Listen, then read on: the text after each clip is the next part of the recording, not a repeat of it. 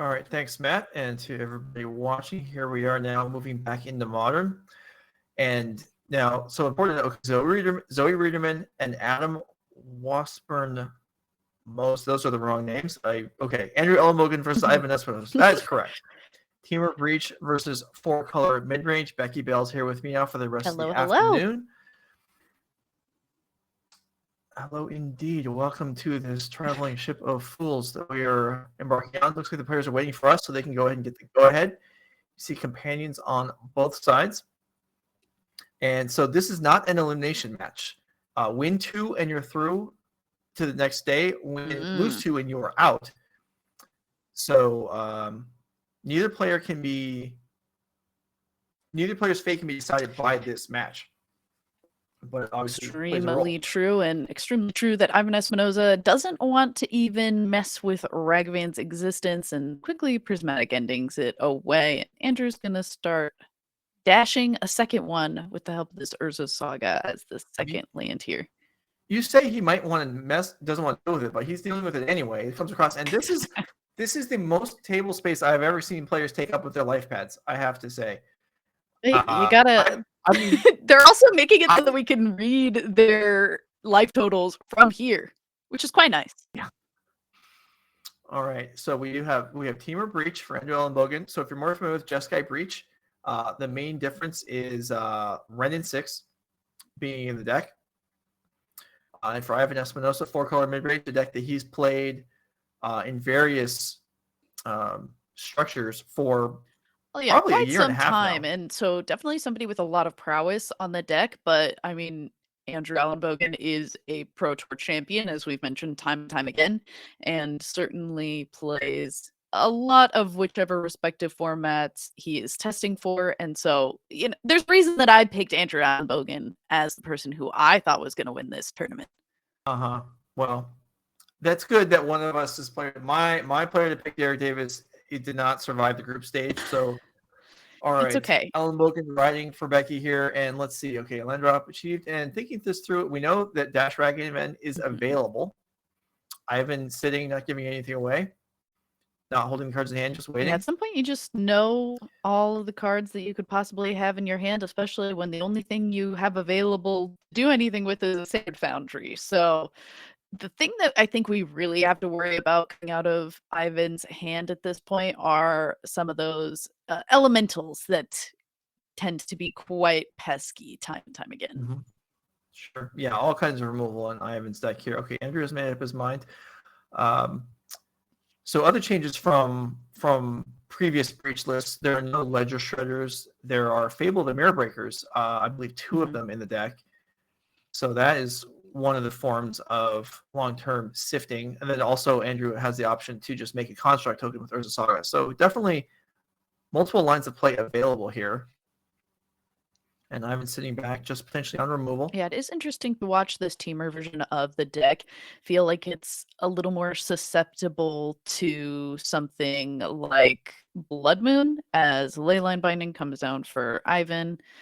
Help of those Triumphs really makes it so you can cast those Leyline Bindings for pretty cheap. Yeah. But as I was saying, I've played a variety of decks recently in the format, and it's funny to me how I have this gravitational pull towards decks that kind of get bodied by Blood Moon.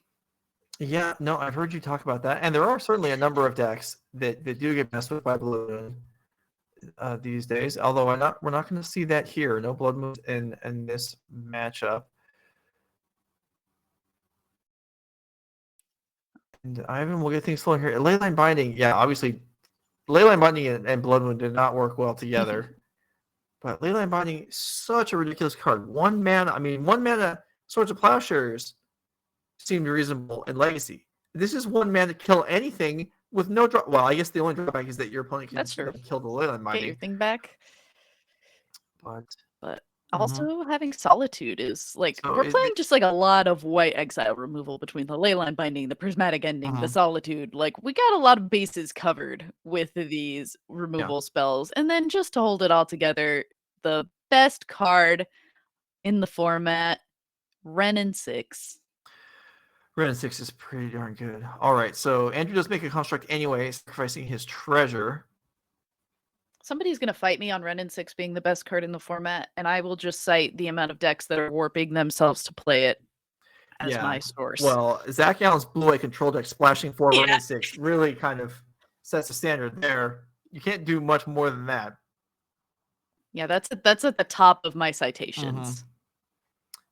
We do see them in both sides here, and Andrew will find an artifact, and if he had something like a Mishra's Bauble to drop from his hand, that would be really convenient here, as it would allow Construct to kill Ren and 6, but I'm not sure that that's present, although oh, it does have one. Yeah, taking a really long time to figure out what Well, that is we're getting from there. And Springleaf Shrub going to be the choice. Okay.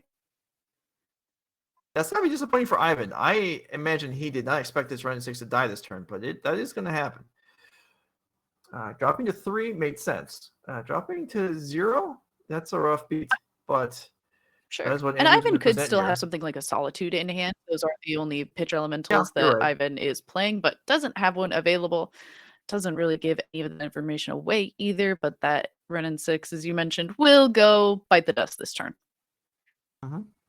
So certainly a sizable board presence for Andrew Elenbogen, and this is kind of the strengths of the Breach deck. Is, I mean, you can see what he's doing here. There's nothing here that even looks like it's a combo deck, and yet this is a deck with a very clean combo kill. Yeah, but in the meantime, it's just kind of getting to do Urza things. It just allows you to sit there, gather a little bit of mana, a little bit of creature power. Kind of just does everything. It tutors. It gives you mana. It gives you a creature. Yeah.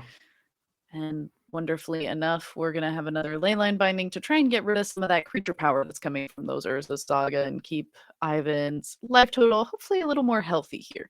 Yeah, now, Leyline Binding on a construct token, you do not have to worry about that Leyline Binding getting destroyed. Although, it is convenient for being self-balanced and returning to your hand and killing something else later. Second tier of this Urza Saga is going to be able to pump the other one. I have to imagine... I guess they're both summoning sick this time around, so we're good regardless, and made sure that we were going to be able to match the first one in art, because God forbid Andrew have the two mismatched ones, as it was the case for but a moment. Gotta keep things nice and clean for those of us, for those of you that appreciate Speaking art. of nice and clean, how do we feel about an Omnath with no text on it? Well, it works just as well as the Omnath with text on it, so why would you ever play this one? I don't know, but I've in play here. First real inroads onto the board here that's not just a removal spell. I was going to say, you can see that Andrew is prioritizing damage here, as he has not cracked that Mishra's Bauble. Not interested in building his hand size right now, just pushing through points, which that was valid for a while. We'll see if it continues. As Ivan fetches up the Plains, gets 4 bonus mana. We often see that hard to cast Solitude. Instead, it's going to be Iteration again. Is it just me, or is the board unbelievably crowded right now for really no reason whatsoever? We gotta have room for movement, you know. Both of these players are very interested in playing very close to the middle of the board, and honestly, I like it. This feels more like a battle. I feel like this is a little more storytelling. I feel like we're really head to head right now, instead of when players are like completely like on their side of the table. This feels a little more intense, and almost as frustrating and intense as it is to have your Urza Saga. Speaking of more white exile spells, March of Otherworldly Light was the pickup for Ivan there, and takes out our other Urza Saga that Andrew's been able to play. So these constructs are 4 first. Would trade with Omnath at the moment, but Andrew with Iteration here, and feels like every time the opponent has no mana to cast a spell, they always find Bauble, which would be ideal here anyway, and there it is. So now, this is I mean, 10 is no laughing matter. This is a big attack here. It's a big attack, but as long as this Omnath kind of sits on the board, it just gets to gain us a lot of passive life. That's true. like you said, still being able to hit through a lot of that damage is going to be pretty big for Andrew, as long as that is still the game plan for the deck at this current moment. I mean, this deck plays another change that from traditional breach decks. Instead of Thassa's Oracle, there's a Grape Shot. Andrew is getting Ivan's life total. If this gets through, Mhm. Not this turn, but Grape Shot for a couple points of damage could play a role here. Although you're right that Omnath will have something to say about that. Yeah, and that would be frustrating if all of a sudden you can't storm off for quite enough because of Omnath life gain. I mean, that would have to be a lot of work for this Omnath to do, but would still be quite frustrating. Andrew still has several cards in hand, but fingering those baubles there, looking like maybe he wants to cash in for at least one card here. Yeah, now that we've been able to convert those baubles into damage already and been able to lower Ivan's life total and keep it low enough that these constructs, as you've mentioned, could be finishing the job, I like that we're kind of saying, I want to go ahead and maybe look for some answers to this Omnath. Right now, that is the biggest threat to Andrew taking over this game. Mm-hmm. All right, so bauble on Ivan, and then so often we see players when they have a fetch land play bauble themselves. Andrew still checks out Ivan because he's more worried about what Ivan's going to draw. Maybe Andrew doesn't need information about his own deck. He already knows what his play is going to be. And if that's the case, well, we'll find out what it is. All right. Mountain going to be dug up there for Andrew, and Unholy Heat is going to be enough to take care of that Omnath, so didn't actually have to worry about it nearly as much as we thought. Able to easily take care of it. Wanted to see if it would block maybe the constructs first, and said, but I can't let it live past another one of your turns. So now we'll see if Ivan can continue to hold things onto the board, and certainly a big help there is going to be that Supreme Verdict. Yeah, that was a nice one. Andrew's draw off of the bauble was one of his copies of Lightning Bolt. So if Ivan at 4, Lightning Bolt plus Grape Shot would end it. With another land, Lightning Bolt plus Underworld Breach would end it. So we'll see. There are certainly some concerns here. 2 grinding stations come off the top. That's maybe not ideal at the moment. Yeah, the only downside is that we are kind of choked on lands here for Andrew. So as much as we would like to try and maybe go Lightning Bolt and try to dig for a way to get there, we don't really have the mana to dig and still be able to cast all of those things at the same time. Mm-hmm. Well, Fable, if it is able to attack, or even if it's not, is still able to generate a lot of value, including mana. So that will land, turning on the Springleaf Drum, and also potential to dramatically change the contents of Andrew's hand next turn. And Ivan at 4 with a fetch land in play here. So yeah, but this could be the perfect thing for Ivan to have done, to have a follow-up be another Omnath. And that would be kind of really difficult for Andrew, I think. I mean, I'd hope that we just have something like another Unholy Heat to take care of it. And hopefully that would be something that could happen along with Springleaf Drum, but that is going to quickly not become an option either, as Leyline Binding is going to make sure that we take care of that token. So that is not going to be a possibility. We did float a mana. But it looks like it's not going to be used, or it could be used as Ivan drops to 3 from this fetch. Well, I'm fetching on upkeep here, so I think. Oh, okay. So no risk of that. Yeah, brings out a basic forest. I would be a little more safer if I was at 4 and my opponent went, all right, I'll float a red. I'd be like, oh yeah, okay. I'll wait. Becking Bell taking advantage of all available information, not dying to telegraph plays. That's good.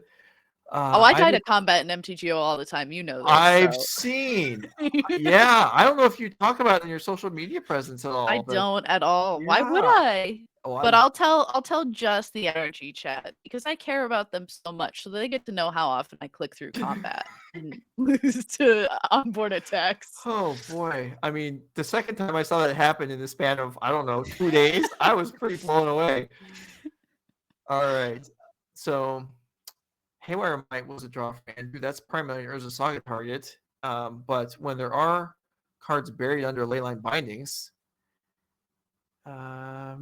Let's see. Maybe he wants to utilize that. Let's see what's under there. I know one took this construct. Another one took the Fable token. What's under the third one there? It's a Ragavan of the game. So 2 of them took out tokens. Okay. One of them is holding a Ragavan hostage. Breeding Pool was shot in for Andrew, and maybe we're casting another Fable here? Yes, you called that one.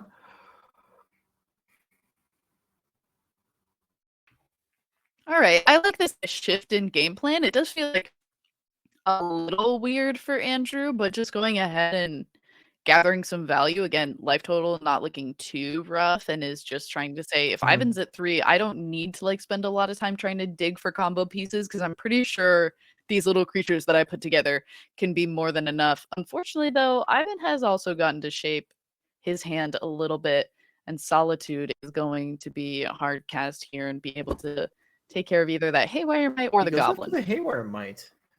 Interesting. And I've been tapping down our resources and gets bolted, and that will end it. So Andrew Elenbogen will take up the first game with the lightning bolt. Yeah, it just took a turn cycle extra, but it was enough to end the game. So yeah, only 2 lightning bolts in the deck. This is not a burn deck, but it is a deck that is capable of throwing out occasional damage to the face, and it is enough to defeat Ivan Espinosa in game number 1. So you can take a look at Ivan's deck here. We saw a fair amount of it in that game. No blue planeswalkers though, and he could have used. Certainly, he had sufficient removal during a lot of that game, in iterations and such. But in the end, wasn't able to go unfortunately, not having something like the Teferi or the Jace, as you mentioned, to kind of play a long con, certainly a little bit rough. We did see like the entire suite of removal: the Solitude, Prismatic Ending, Leyline Binding, March of Otherworldly Light. Like, Ivan is here to exile things, but we do need a little bit of extra help from some of these other creatures to do some attacking while we're controlling the board with a lot of those exile spells. And on top of that, like something like even a Teferi to have gotten back maybe one of those enchantments could have been nice as well. We just didn't really see that, and the run and 6 that we tried to commit to the board to control things a little bit more got quickly taken care of. So I imagine that we're going to be maybe making a little bit of a shift towards some extra pieces to control the board, as well as potentially the endurances, since we are worried about some storm elements coming out of Andrew's deck. Only deck. comment about Ivan's sideboard is, how do you feel about free spells?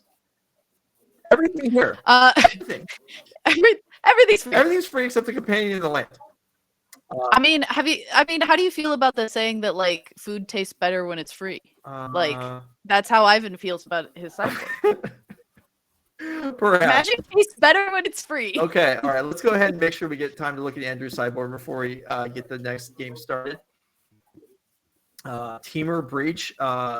Despite winning the game, we didn't really see any of the cards this deck is known for. We didn't see Emery. We didn't see Underworld Breach. We didn't see Grinding Station. We didn't see the combo kill card. That's true.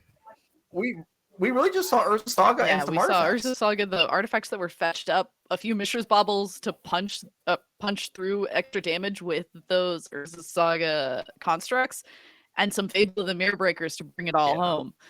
We saw both Fables. I mean, that was important also, Extremely important. And honestly, the Unholy Heat and the ability to have those Mishra's Baubles at the right time to take care of the Omnath and take care of the Run-and-Sticks, which were the only 2 threats that Ivan really put on the board, were extremely timely. So if Andrew can do that again, or just be able to end the game by doing this combo kill, using Underworld Breach solutions and those Grape Shots, as mentioned, then I think, honestly, we're in business. And Andrew maybe is just like feeling a little bit happy to have won a game that felt maybe a little unbemusing to people who would be excited to watch this deck go off. Yeah. So both players still looking at each other's deck lists and still kind of thinking these over. This is not, these decks, just based on that, these decks are not easy to sideboard against, and also sideboarding with these decks. Obviously, you can see there's a lot of different options here, especially in Andrew's deck with not the 3 and 4 ofs like Ivan has. and trying to figure out. Yeah, I mean, Andrew Elenbogen kind of head and hands a little bit here, staring at Ivan's decklist, trying to figure out exactly how he wants. How do I handle the free spells?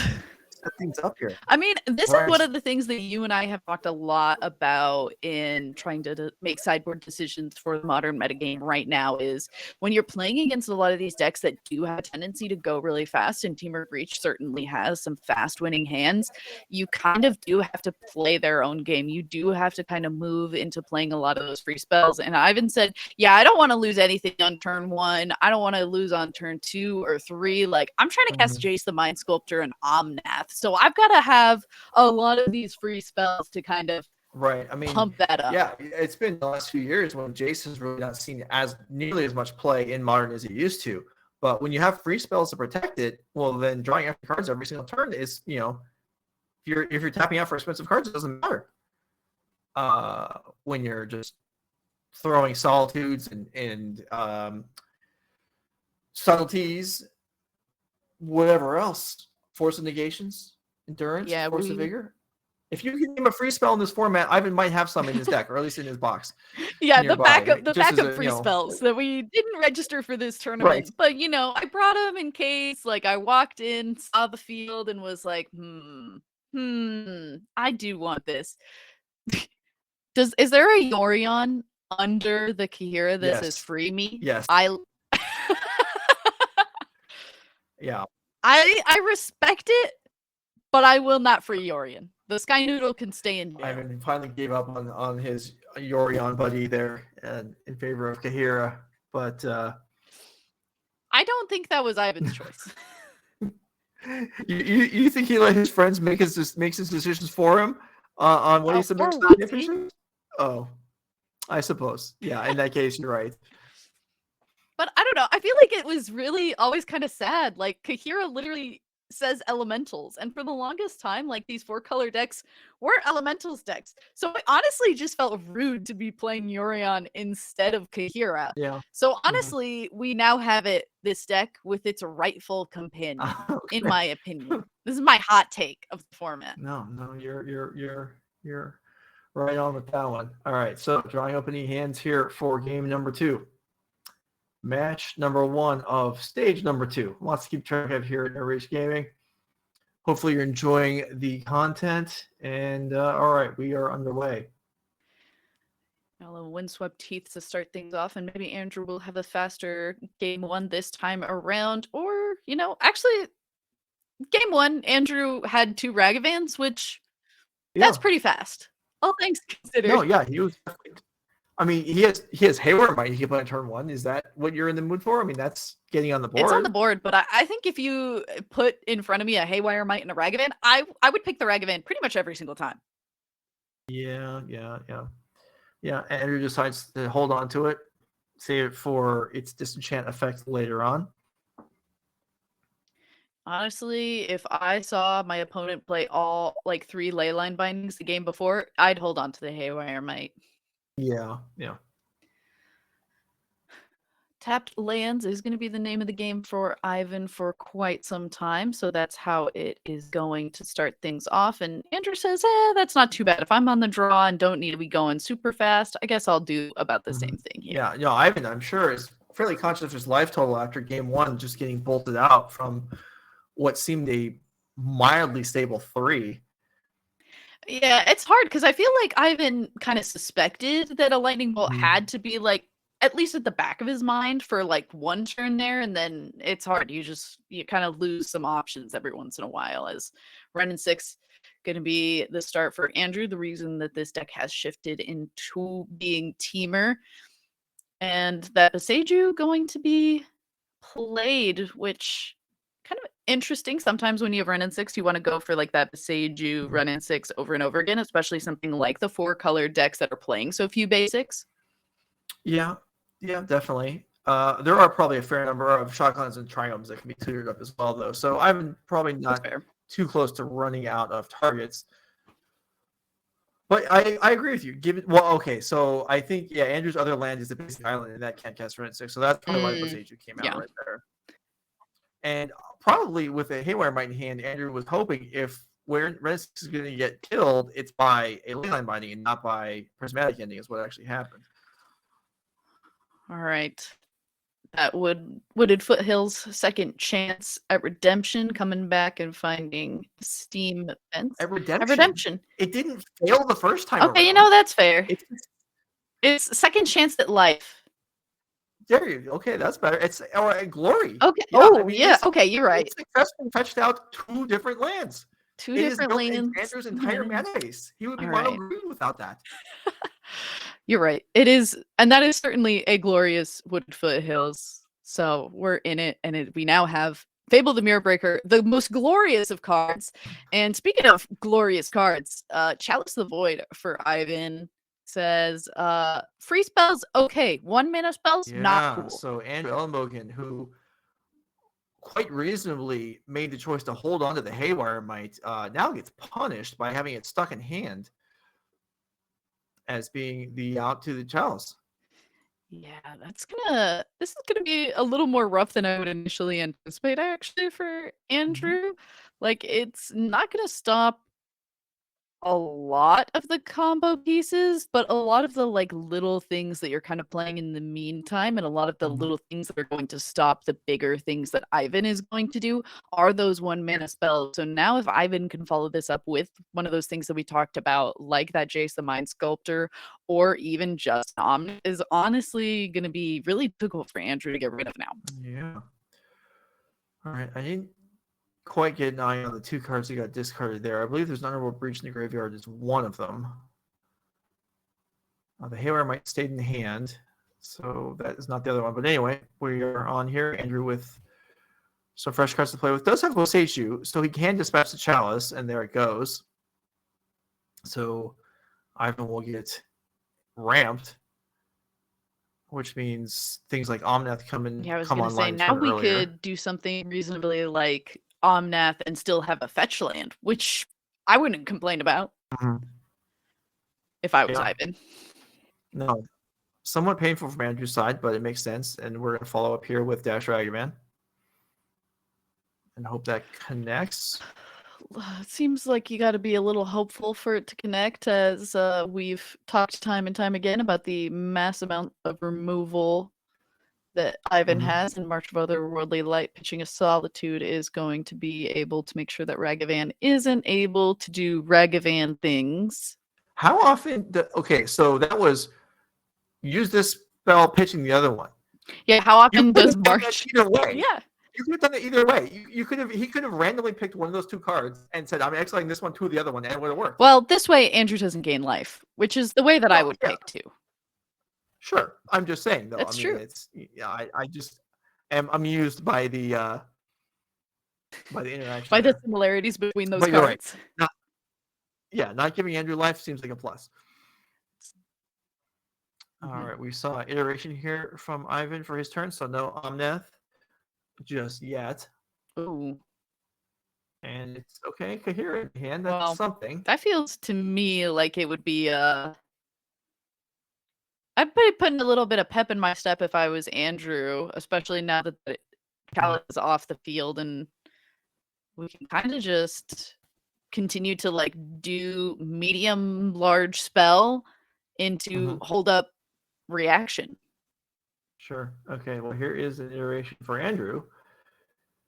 Finds a Saga, a Grinding Station, and a middle card that I can't quite make out. Yeah, I can't either. And Reflection is in play. It is not. It is still summoning sick, but it is looming as something else that I was just a little tired from going into exile to become a creature instead of an enchantment. I suppose, do magical creatures get tired? I mean, they must, because summoning sickness is a thing. Yeah, I mean, I guess. I mean, yeah, like the dragons in Game of Thrones sleep, so yeah, I guess so. Big things. Gotta take little breaks. Yeah, all right. And something not taking a break. Yeah. Yeah, Saga did a long work in Game 1, and it is back for more. Whoa. Tapping 3 mana for Emery. Whoa. I forgot that I mean, I know that card like costs 3, but it's been a long time since I've seen that card cast for 3 mana. Yeah, but well, sometimes you gotta do what you gotta do. another interesting, obviously, you can see the development of this deck. Some real work went into it as the players playing it cut one copy of Emery from the other version, and here's the Supreme Verdict to actually clean up some nice cards there. I mean, but a lot of mana available for Andrew, so like a rebuild would not be the most difficult thing, and especially being able to create some of these constructs can be a nice little leg to stand on. 5 cards in hand, 4 or 5 cards in hand to Ivan's 3. Yeah, Andrew slides over his boogie board, so the table space reclaims a little more of the board. Just trying to make some decisions about what happens with the mana that could go towards the Urza Saga token and what's in hand here for Andrew. We're really holding on to this Haywire Might, which, again, I do think is like still the right call, but it's got to feel like there always ends up in sideboard games sometimes being those like one awkward cards that you're left with where you're like, I know you're good in this matchup. I know I brought you in for a reason, but it's a little awkward right now. But I promise that's a good way to sum it up. It's just waiting. Andrew's just waiting. At some point this will be run, hopefully. Ivan, hopefully this time is going to have a strong follow-up to the Supreme Verdict, because last game the Supreme Verdict got deployed and it really didn't have a strong follow-up and just kind of led to Ivan slowly losing more and more life. Oh, all right. We talked about waiting on this Haywire Might, but Andrew said, it's time I'm done waiting. If nothing else, to pump up the constructs. Yeah, I was going to say the Haywire Might beats. Let's get in there. Let's get in there alongside some constructs. Let's see what we can do. Players going through a lot of iterations here. They certainly are. So Ivan now with a few more cards in hand. We know there's Kahira still in there. And there goes the Haywire Might's not even getting any life. A little unfortunate, but it is going to be the case, as you mentioned, the Kahira in hand. And normally I feel like this is a place where if I was Andrew, I would be like kind of being like, nice. All right. You got Kahira, you played it. Like, you're not doing a whole lot else. It seems like you're digging. But at the same time, we're kind of doing the same thing. We're both in this little awkward stalemate. Yeah, but only, I mean, Ivan's side has the potential to like, oh, we could draw Omnath or we could draw Jace. Andrew's side has the potential to just draw a combo win. I mean, that is a sizable graveyard. Now, we know that there are plenty of cards in Ivan's deck that can deal with that. There could be Force Negation. There could be Endurance. Yeah. Although Endurance isn't, guaranteed to disrupt a Unreal Breach turn, but Force Negation certainly is. Making another construct before that Urza Saga falls off. And now we've got a little bit of a choice of what artifact is going to come into play to help out these constructs. And it looks like the weapon of choice is going to be Shadow Sphere. Okay, so once again, we are ending up in a spot where we're just kind of doing normal things.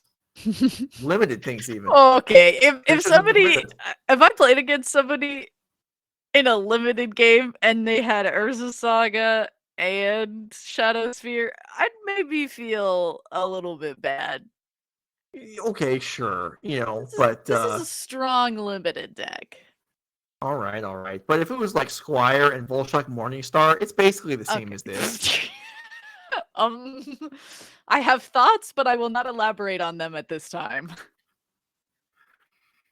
Instead, we will see the Misty Rainforest allow for another land to come in for Ivan, whose life total is getting lower and lower steadily here from the small hits from these creatures as well as the fetching of lands. Fans of Ivan, don't worry. Becky's overstating it. He's fine. Look, he's got another expressive iteration.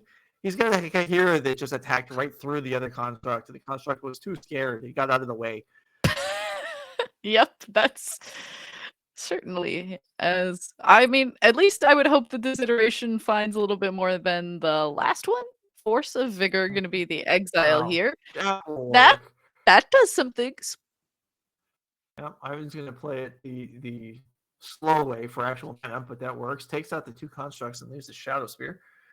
And, well, now once again, Andrew's got some work to do, but is there a combo looming? He's got a lot. He's not even going to start with any of the stuff in place, so that does make it difficult. Yeah, I appreciate that before Andrew ever goes back to his turn, he always looks at his graveyard. He's like, all right, I got to make sure that I'm understanding what's here, what's available before we go and take this turn. Yeah, there's certainly plenty of stuff in there. And the more fetch lands in hand, so that adds more cards to graveyard. Yeah, definitely thinking this through. What is available? Yeah, it is. Gotta be. I don't know that there was. I don't think we saw lightning bolt Yeah, I this don't think game. so either. We're gonna start with a fetch land very quick to get a land into play here. Shocking yet again. Andrew, trying to match Ivan on life totals here.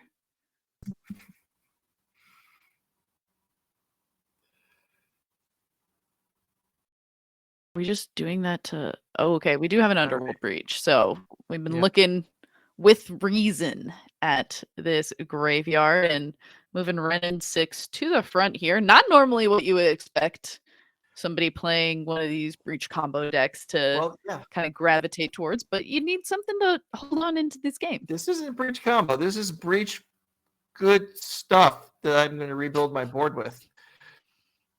At least at this point. Yeah.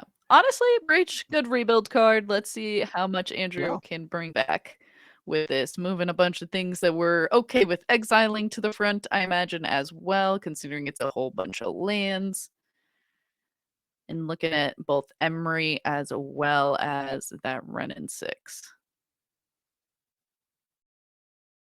All right. It's going to be Fable to start with. And with just 1 mana left remaining. Yeah, but we have an Unholy Heat in hand. In hand? I'm not interested in playing cards from hand. I'm interested in playing graveyard. That's it. Yeah, okay. It's just Breach for Fable, the Mirror 5 Breaker. mana Fable, the Mirror Breaker. Still good? I think so too, which maybe says a lot about the card Fable, the Mirror Breaker, but here we are. And all right, Andrew's going to block, so he trades with the companion. Right. And there. And Jace. So first Jace of the match. And do you think it's going to be enough for Ivan? Well, my instinct after that is to say no.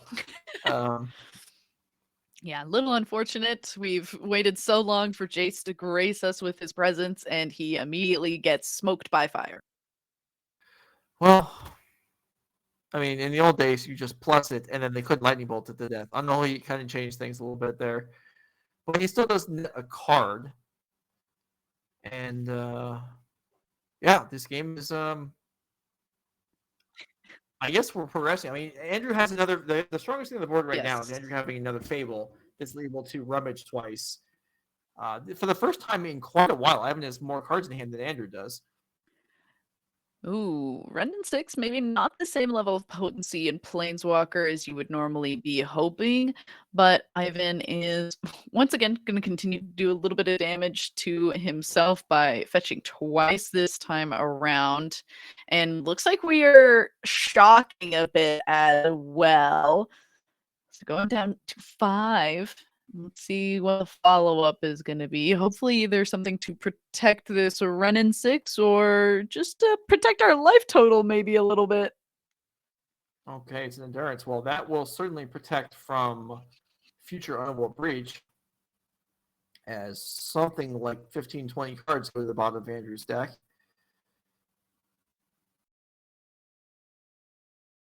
All right, rummaging with Fable the Mirrorbreaker, pitching 2 lands to the graveyard on this second chapter for Andrew, and hoping to get a little more gas in the tank than there was just a moment ago.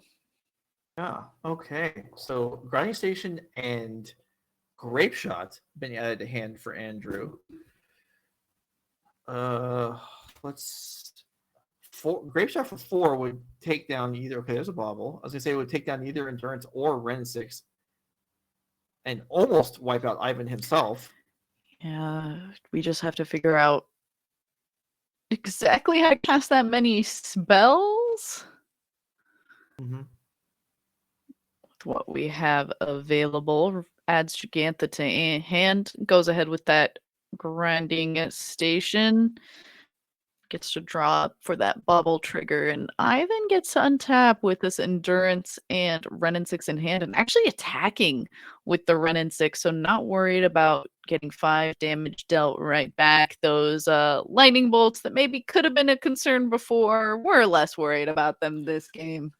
Yeah, I guess. I mean, we just well, I guess we didn't change the dilution of the top half of the deck because that didn't change. Mm-hmm. Reflection will flip over again. The last time that happened, the Supreme Verdict followed.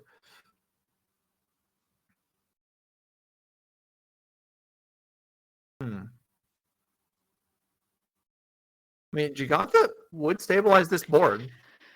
It'd certainly make it difficult for endurance to attack and be a little bit frightening to the Renin 6. Not to mention that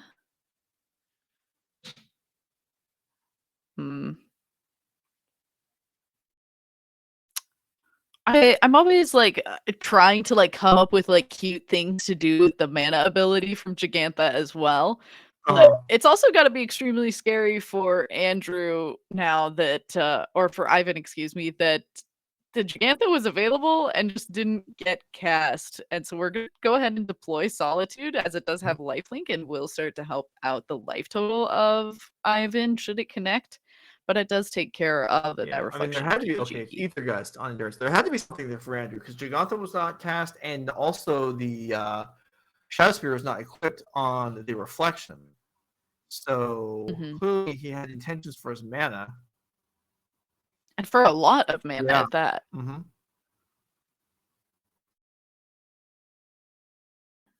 But that was it. Just the Ether Gust.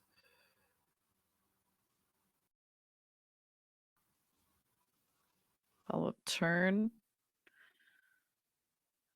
And now Renin 6 at 6 is starting to threaten as well. Here's a Ragavan dashed.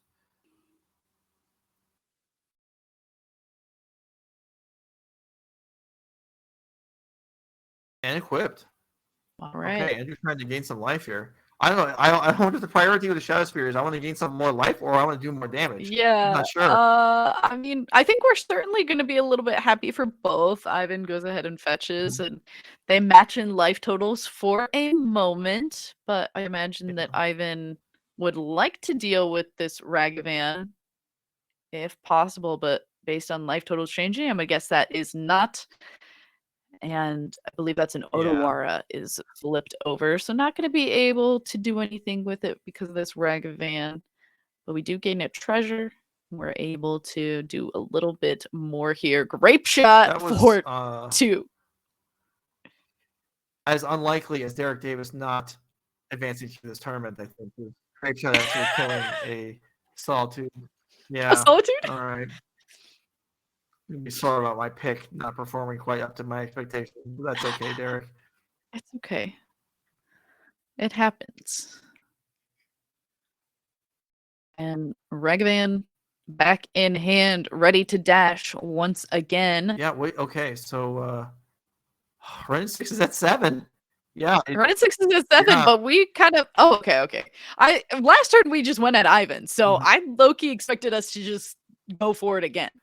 Well, that certainly tells Ivan that there was not follow-up from Andrew, and it is, in fact, Gigantha onto the board this turn. Okay, here's Nomnath. Now the hits are starting to come on both sides. Yeah, especially considering we've stockpiled up quite a few fetch lands. Unfortunately, I would be a little scarred from the first game. I would be a little bit scared to go to 3, even if I'm not sure that the lightning bolt stayed in the deck. Well, you can do it now, though. I mean, or he doesn't even have to fetch. He just plays it. Yeah. Okay, there you go. Up to 8. There we go. Now we're safe. Now we can fetch with these. Now you can go to 10 on Andrew's turn if he wants to. But we do have, what, like 3 fetch lands? I don't really want to put us back to 5. You can gain 3 more life on Andrew's turn. Yeah. Now, Shadow Spear on Gigantha is actually... That's a big deer. This is a... a big deer with a spear. Okay, here's the iteration, finding another iteration alongside what might be the most dead spell pierce of all time. And Yeah, that's certainly going to go to the bottom, if that's indeed what it was. don't want to deal with that. It's a second expressive iteration. Okay. Yeah, that might be 3 land. Well, Mox No, is okay, kind of a land. sort of. Yeah. 3 mana sources. Yeah. Hey, it at least adds something because of Gigantha All here. right. Yeah, sure. All right. Well, that's a fair amount of stuff done. Now what? We, Yeah. motive here Deer maybe? with the Here spear. we go. This is actually will wipe out Ren in 6, so Ivan's increased life total isn't going to make a difference here. Yep. Here comes Gigantha. Deer with the spear gonna get. Oh, the spear is gonna. Oh, okay. Now we're just a deer. No more spear. But Seiju takes care of that. Yeah. Certainly less good now, isn't it? And then yeah, Ivan's like, yeah, Ren 6 can drop to 1, no problem.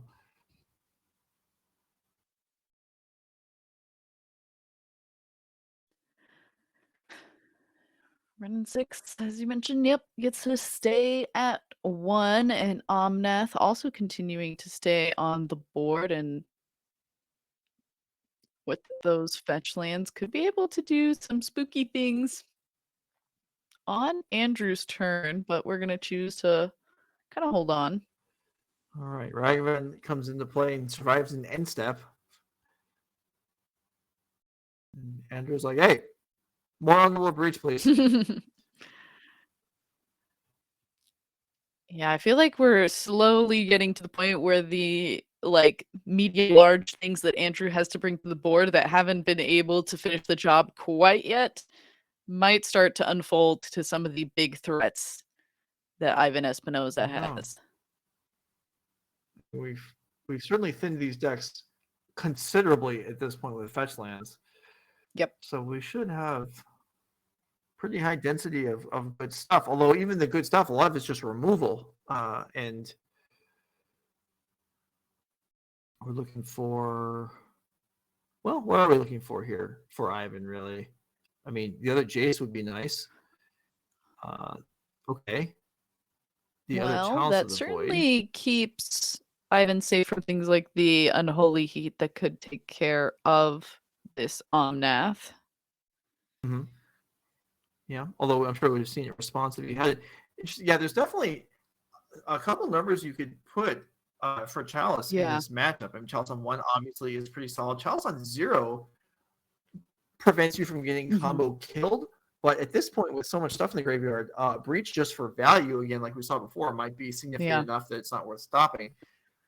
Or you could put Chalice on 2 to stop that. And Andrew going down to 2 with the entrance of this land and triggering that final. I keep wanting to call it like the final chapter of Omnath. Omnath is just like a saga on a creature with 4 arms. Doing a little bit of extra work here. And Andrew hopefully going to be able to find a way to slow down the Hulk that is Omnath. Ren 16. Okay. I mean, he's going to need. All Ivan needs is a land drop next turn to win the game, assuming there are actually 2 more lands to fetch, which I suppose is not a guarantee at this point. That's true. At some point, we run out. Jace. There is the other Jace. All right, get Gigantha out of the way. Attack. We have a game 3 upcoming. Ooh, all right. Both of those games also not going and kind of being as flashy as you would normally expect from a deck that is playing Underworld Breach, or what we're so used to seeing from these Underworld Breach decks as of late. But I mean, as you mentioned, this one is much less kind of combo focused and is kind of a lot more value focused. It is so. I don't want to. You see that from the I don't shading want to of overstate it. that. It is less. It is mildly less combo focused. Yeah. Okay. Yeah. But it is still pretty capable. It is. Yeah. It gave up a little bit maybe with Cutting and Emery. Cutting, Shredder is cheaper than and faster to impact the hand size than Fable the Mirror Breaker, but it is certainly gained a lot in the grinding sense with the Ren 6. But yeah, it doesn't prove enough there. There are 8 minutes remaining for these players, so well, we'll see. Yeah, we'll see if we that may can be maybe enough. have a little bit of a faster game than we've been seeing either of these decks have here. Yeah. And I think that, yeah, we're seeing just like, especially it might be in the way that Andrew is specifically playing the deck, but it does seem like he has kind of decided that in this matchup as well. I imagine that Andrew did enough preparation to have a sense of what Andrew or what Ivan was playing, regardless of seeing deck lists, like likely would have been able to anticipate this, and perhaps has come up with the notion that being aggressive, or as aggressive as this set can possibly be, is actually going to be a better avenue to victory than playing something that is a little more combo focused. Because as we got to see from Ivan's sideboard, there are so many ways to interact and interact freely. Okay, opening hands upcoming. Andrew has some lands. Looks like a Breach and a Ren 6. That feels like it's enough to keep. And it is, and Ivan is going to throw his hand away. Spend a little bit more time shuffling, and precious time at that. This is the final match that is remaining after we finish this one. We should be able to let you know who was able to take it down in the other matches that were not on camera. But everyone is still going to be alive after this. This is double elimination, so you have to lose 2 in the next few to be actually taken out of the tournament and not have a chance at playing tomorrow. All right. Yeah. If you're joining up recently, yeah, we are in the double elimination stage. So there are half of the field is not playing at this point in the evening. 4 of them have advanced to tomorrow. 4 of them are already out, and there are 8 playing right now to try and join the ones playing tomorrow. And here is a Ragavan and a Chalice for 0 this time for Ivan. All right. We'll see how that is going to play out. Very different from the last chalices that we got to see from Ivan, as another chalice comes through here. But I can't imagine that Andrew's going to want to play one of those. So yeah, that's going to stay in exile as Ragavan gets through. And Ren 6 is going to be the follow-up here with a treasure still to boot from that Ragavan hit. Certainly a nice start from Andrew Elenbogen here. Yeah, that's the start that you want to see on the play in this matchup, I would assume. But Ren 6 from Ivan will undo part of the strength of that. Andrew does have a Fable and a Bauble stuck in hand, so this Chalice is doing something. Andrew will check and see if Ivan's paying attention to that in the graveyard. Likely that is. There are some aspects where Andrew benefits from having cards in the graveyard. Maybe he's building up Storm. That's true. He does have Grape Shot in the deck.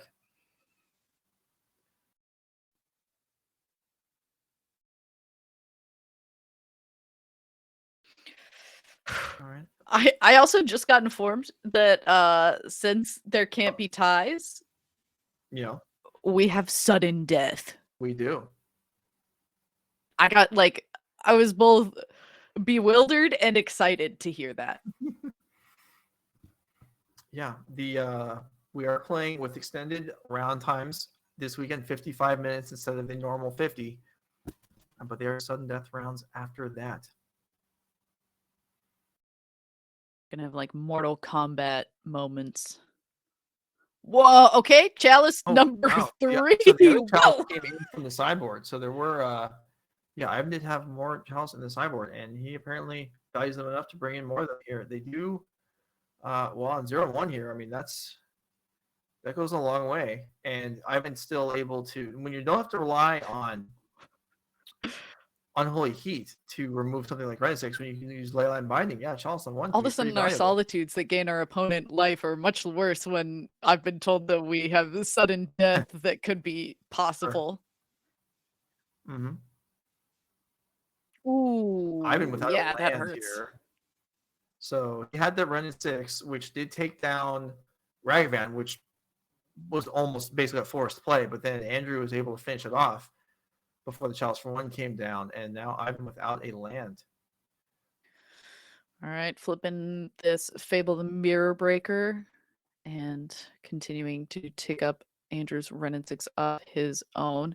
Accelerated play, as you can see here, considering that I believe the players only have about 3 to 4 minutes left. Yeah, and there is an iteration for Andrew looking for, well, Spell Pierce is not going to do it. Spell Pierce has been very bad in both games that we've seen it. Once by Ivan having 12 land to play, the other time by Chalice on 1. You talked a lot of smack about Spell Pierce the last time that we cast together, so I feel like you're just taking this moment to reinforce the previous grudge. I don't know what you're referring to.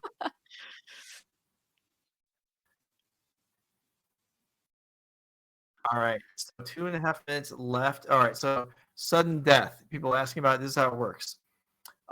We play 5 turns as per usual. At the end of that, higher life total wins. If the life totals are tied, then it is the next change of life. Some may look at it as a bit harsh. It's actually been around for a long time. It's not a new development. It's just rarely used. Wasn't it kind of the format that was used in a lot of tournaments before draws got kind of widely accepted? I don't know about that, but it is sometimes used in, not every event can have untimed rounds. And sometimes draws just are not going to be friendly to the format of your tournament. So it is often in somewhat elite events or smaller field events, and the players have I think a life total discrepancy it looks like. So if we reached turns, unclear. It is also worth mentioning that, like, before somebody gets, like, a little bit upset about sudden death not being good for certain decks, every single one of these players would have been made aware of that format and this formatting prior to picking their decks. So if it is a problem, the players still picked it. And I mean this match is obviously lost. Okay, here we have. Let's just. All right, so sudden death discussion has happened. All right, here is Mosechu takes down Chalice, unlocking the 1-mana spell, and Andrew immediately picks back up the Renin 6. Makes another land drop. And land collected. A lot of chalices seen for Ivan in this game, and I feel like we continuously see Ivan draw like a lot of one type of cards in these games and never like the perfect slew of ones that I imagine he would like to see as Solitude comes through and is gonna put Andrew to a life total even to Ivan's. Well, but of course I'm just so excited, but yet it's gonna immediately be undone, which is sad. There we go. That was confusing there. We figured it out. We're good. So, Endurance does attack down Renin 6, preventing the ultimate. Immediately getting rid of Solitude. No life gain. Got to keep things. Getting rid of Chalice on 0 as well. Oh, okay. That's a little aggressive, but all right. Well, we know that. Well, I guess no, we don't know. I was gonna say we knew Andrew had Bobble's hand, but he burned that off a while ago. Chalice checking Ivan or building up his graveyard, and now we're in turns officially. I believe Andrew's turn either now or Ivan's next one is going to be turn number 1. This should be turn 0, as we've just been made aware. All right, I must have missed that, but I believe you.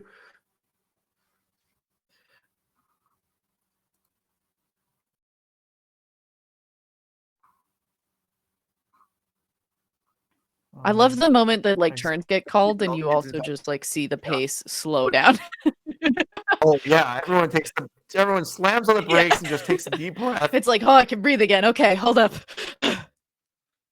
Especially like, I'm not gonna say that like either of these players played slow, but they did definitely both play like very methodically at the start. Like we saw Andrew like every single turn before going back, like looking at his graveyard, making sure that he had a good understanding of like what was available every single time. And like now that was just like kind of out the window for this game. Yeah, I think both players played at a pretty good pace. Okay, here we have Mox. Can't tap it from mana yet. Was that Giganta there? And I was empty-handed, but he's going to get a shot with this endurance here. And you can see, okay, we're now on turn 1. And if Kahira joins up, it would be an attack for 1 extra, but no, it's just going to be for 3. I believe our Mux is good with Ren as well. Oh, you're right. I always forget it that. Yeah, too, Ren's- and then yeah. like just recently like have started to get better at it. But like literally, if you would have asked me a week ago, I would have said the exact same thing. So it was one of those things like you play against a deck so much and you keep losing to it, so you're like, fine, I'll try playing it. And so you try to play one of these breach decks, and it definitely, like, for me at least, is not the style of deck that I would normally play. And so it's one that I was a little bit clunky and a little bit bad with, certainly my first time around. But it did help reinforce that Mox Amber does work with Planeswalkers. So little victories here. All right, Andrew with a whole grip of cards, including a few land and I think another Fable, trying to figure out what he wants to do here. You got to figure out how to gain enough life that you don't instantly lose in a few turns. Well, he's always got the option of just straight up winning here. There's Giganta. There's a Solitude. Hey, we go back to 13 all. Well, for a moment, again, I keep getting excited about it happening. I understand that there's creatures that can continue to do combat and ruin that, but it's funny if, like, just for a moment, with the presence of sudden death available, that it could all come down to a grape shot ping. Yeah, it might have to come down to a breach combo here for Andrew. Even though he has so many cards in hand, Ivan has now completely taken over the board, and Andrew is looking like he might actually, even if we weren't in sudden or close to sudden death, he might just end up dying. This is a pretty sizable attack here for, looks like, 8 damage. Yeah, and Kahira is going to pump up these elementals that Ivan has available to attack with as well. Yeah, okay, Andrew's just going to take it.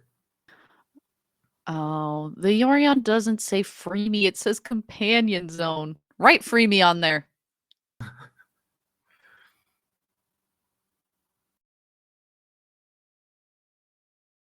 Writing companion zone and having the band Yorion be the companion zone is still cute, but free me on a Sky Noodle also sounds amusing to me. Construct number 2 coming in here. Gonna try and hold down the fort for Andrew, but I would be relieved if I was Ivan to see Andrew making a construct when there's really only one turn functionally left. Right. Yeah, it's hard to even kind of think of what that could even do. Is it even worth the mana? But Andrew here, I mean, if the Ether Spellbomb's still in the deck, that conceivably is a cantrip, or like Andrew has to not die, but he also has to win, and we think the only way that you could do that, both of those look difficult. Yeah, it seems like the only avenue would be kind of combo winning, but if the cards that are in Andrew's hand just like aren't possible to do that with, like maybe the idea is just as many artifacts as possible for Shadow Spear. Okay.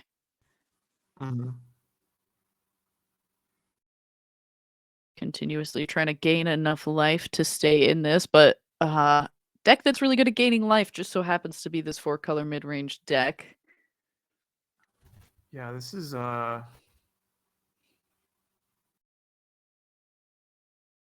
I mean, Andrew's hand, he's got a Fable, he's got okay, here's an attack for, let's see, 5? I believe so.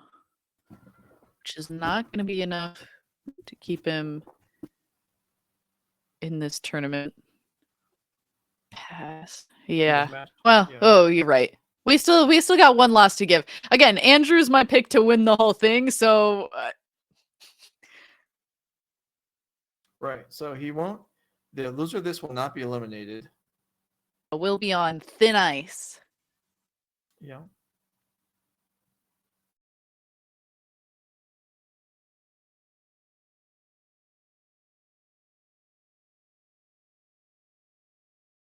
Ivan deciding how these blocks are going to go through and is going to put both of those incarnations in front of the attacking construct, be able to gain a little bit more life as well when that solitude falls. Mm-hmm.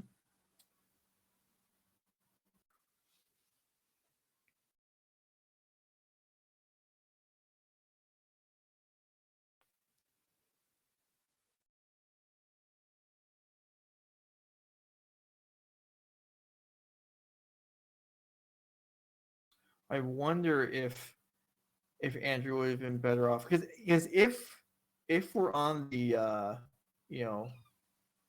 combos, even if he had a breach, I'm not even sure he has the tools to win. Honestly, Yeah. I think if we had them, that would have been the first thing that we tried to do. But I think the moment that we saw a construct get made, it just feels like if you weren't trying to dedicate the mana towards like going and storming off, then you don't have the pieces required. All right, so Ivan draws the turn. This is turn 5. So these players have been playing. Not only been playing. This is the 8th round they've been playing today. This match was now 55 minutes, an hour long, yeah, including turns. Yeah, so this is certainly you get tiring. And this one looks like it's going to go in Ivan's favor.